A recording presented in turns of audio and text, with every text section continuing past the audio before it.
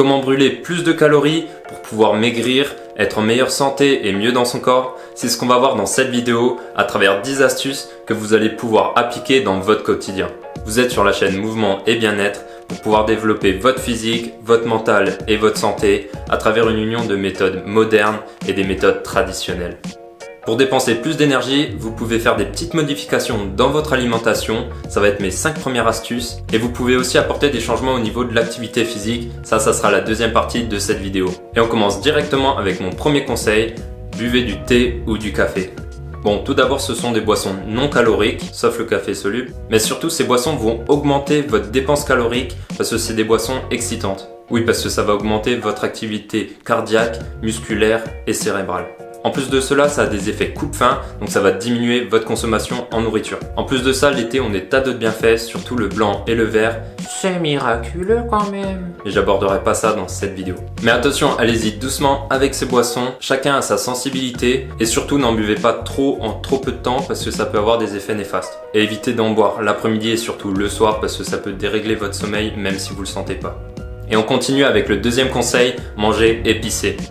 Commencez à ajouter dans vos plats des épices qui chauffent comme le piment, le curcuma, le curry et le safran parce que ces épices vont augmenter votre consommation énergétique pendant votre repas vu que ça va un peu faire chauffer toute votre digestion. Bon, ça reste quand même très léger mais bon, ça vaut le coup d'incorporer ça dans ces repas. D'autant plus que chaque épice a leur petite spécialité et des tas de bienfaits. Certaines vont améliorer la digestion, votre système immunitaire ou auront des effets antioxydants. Donc n'hésitez pas à épicer vos plats et évitez bien sûr les épices que vous ne digérez pas bien. Et on va maintenant attaquer la composition de votre assiette en commençant par les fibres. Les fibres augmentent le travail intestinal et donc vont favoriser la dépense calorique. En plus, elles sont un peu magiques parce qu'elles vont vous nettoyer l'intestin, elles vont limiter le cholestérol, l'absorption de sucre. En plus de tout, elles vont gonfler lors de la digestion et elles vont donc avoir cet effet coupe-faim. Donc mangez plus de produits qui ont une haute teneur en fibres comme bien sûr les fruits, les légumes et aussi les légumineuses. Et en plus de ça, les légumineuses ont généralement une haute teneur en protéines et c'est ce qui va faire notre quatrième point, les protéines.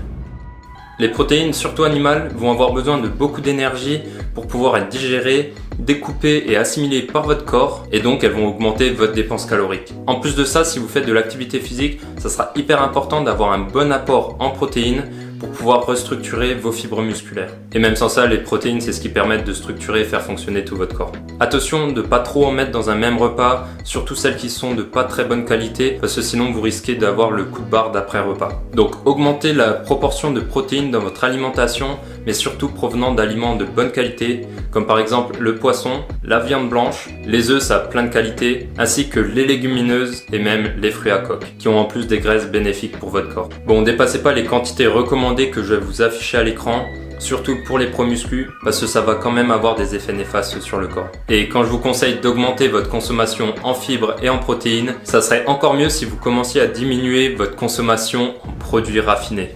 Alors les produits raffinés que moi j'appelle industriels, ça va être tous les produits qui sont transformés par l'humain et qui vont perdre plein de qualités, comme par exemple la farine blanche et le sucre blanc, et donc tous les produits qui vont en découler. En plus de ça, pour caricaturer, ils vont directement aller sous forme de sucre dans votre sang et bien sûr se transformer en graisse si vous les utilisez pas. Donc ça peut être bien de manger une barre énergisante pour avoir de l'énergie directement utilisable, mais dans votre vie quotidienne, vous n'allez pas utiliser toute cette énergie disponible et donc vous allez la stocker sous forme de graisse. Et aussi du sucre dans le sang, dans le foie, tout ça, le diabète, vous connaissez. Et aussi cerise sur le gâteau, c'est ce qui peut vous créer un gros coup de barre parce que ça va faire un pic d'insuline et quand ça va redescendre, ça va vous faire de la fatigue et aussi pour certains le sentiment un peu d'être down. Donc voilà, il n'y a pas de potion magique, mais déjà en combinant ces 5 premières astuces sur l'alimentation, vous allez déjà pouvoir bien changer. Donc n'hésitez pas à boire du café ou du thé, commencez à assaisonner vos plats et le plus important, dirigez-vous vers une assiette avec plus de protéines, plus de fibres et moins de produits raffinés et généralement moins de glucides. Petite précision, tant que j'y suis, ne croyez pas aux méthodes miracles, il n'y a pas de pilule magique et évitez aussi de dépenser votre argent dans des gadgets bizarres. Bon, on va maintenant passer à la deuxième partie, mais avant ça, si mon contenu vous intéresse, n'hésitez pas à vous abonner et faites-le moi savoir en commentaire parce que ça me touche énormément et ça va me garder motivé pour la suite. Bon allez, on attaque la deuxième partie sur l'activité physique. Bon, on va commencer par quelques astuces, un peu de grand-mère pour ceux qui font pas trop de sport et on finira pour les plus motivés pour des conseils hyper importants sur l'entraînement. Et on commence par quelques astuces autour de la marche. Bon alors déjà, vous pouvez faire en sorte de marcher plus dans votre quotidien. Je vous dis pas de sortir et d'aller marcher tous les matins, même si c'est génial, mais je dis simplement de faire en sorte de marcher plus, par exemple en allant vous garer plus loin quand vous faites les courses, et de marcher ou faire du vélo quand vous devez vous rendre quelque part. Un petit bonus lorsque vous marchez, vous pouvez faire en sorte d'ajouter des poids. Bon, je vous dis pas de faire Sangoku en mettant des poids à chaque membre, ça peut être un peu dangereux, mais vous pouvez trouver des façons de porter des choses dans votre quotidien, par exemple vos courses, de porter vos sacs au lieu d'utiliser un caddie quand c'est possible, ou d'avoir un sac à dos avec des trucs dedans quand vous marchez, parce que plus vous allez avoir de poids sur vous, plus ça va être compliqué et vous allez dépenser de l'énergie. Un autre petit truc sur la marche, vous pouvez essayer la marche fractionnée. Donc ça veut dire de faire des petites accélérations de temps en temps. Moi c'est ce que je fais naturellement dans ma vie. Pour aller chez mon voisin ou aux poubelles, je me fais une petite course de 30 secondes. Ça va augmenter votre système sympathique et votre rythme cardiaque et donc vous allez dépenser beaucoup plus d'énergie.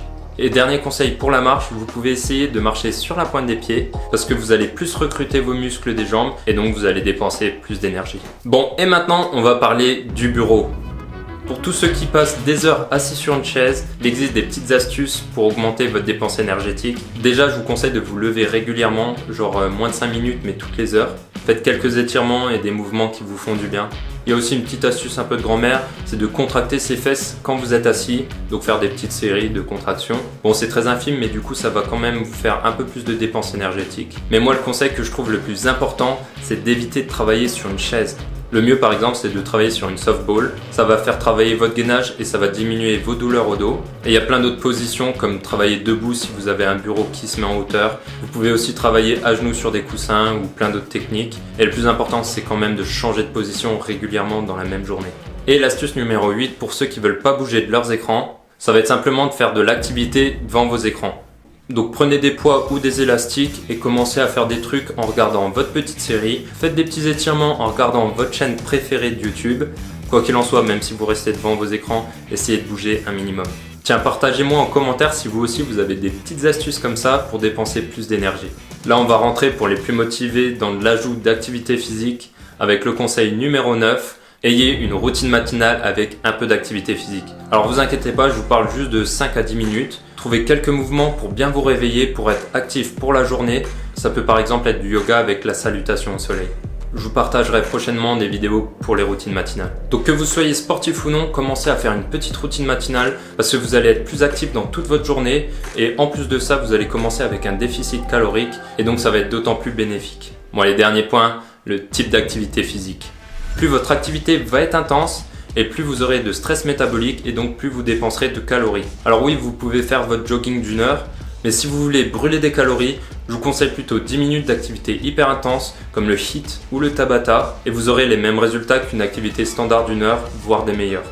Mais il faut vous défoncer pendant les 10 minutes. Mais attendez, pour les plus motivés, je vous conseillerais même de faire de la musculation force hypertrophie. Donc ça va être d'orienter vos entraînements vers du gain de masse musculaire. Avant tout, pour ceux qui ont peur de gonfler, d'avoir des gros muscles, vous inquiétez pas, vous n'allez pas atteindre ce niveau à moins d'avoir un mode de vie hyper strict. Donc pour brûler plus de calories, je vous conseille de vous orienter vers du gain de masse musculaire. Alors pourquoi je vous dis d'augmenter votre masse musculaire? C'est simplement parce que en gagnant du muscle, vous allez augmenter votre métabolisme de base et donc vous allez consommer plus d'énergie de façon générale.